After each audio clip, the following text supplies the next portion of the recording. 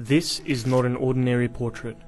It's called The Fortunate Slave, and it was painted in 1734 by the English painter William Hall.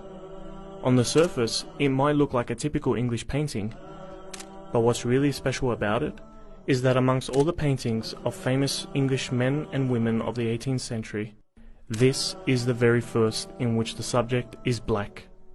And once you know the story of its subject, Ayuba Suleiman Diallo, you'll see what makes this painting extraordinary. Born and raised in eastern Senegal to a prominent Muslim family, Diallo was known for his great intelligence and memory from a young age. By the time he was 15, he had memorized the entire Quran and familiarized himself with the Maliki school of Islamic law.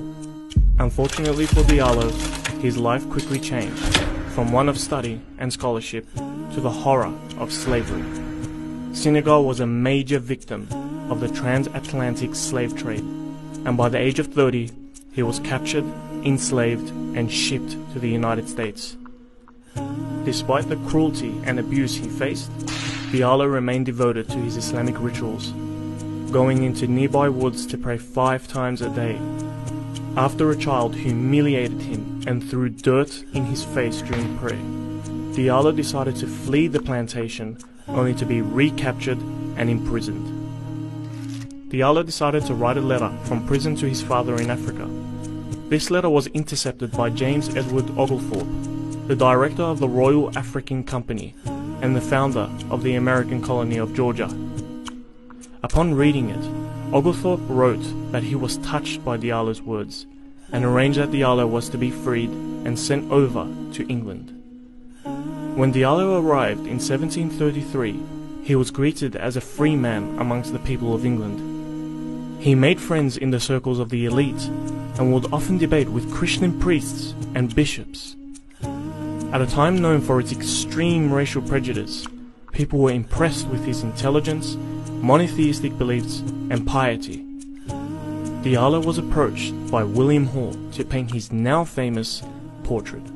What makes this portrait significant is not just the presence of a black man, it's the way he's depicted. When people of African descent were painted in the 18th century, they were almost always shown in racist and demeaning ways.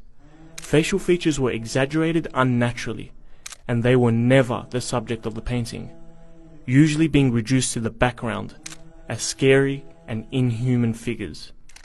This portrait was the first to depict an African Muslim ex-slave as not only human but noble. His posture and frontal direction were chosen to make him more likable, and his expression is pleasant rather than evil or disturbed. However, what really stands out is the red book hung around his neck. This book is one of 3 Qur'ans Diallo had written purely from memory during his imprisonment.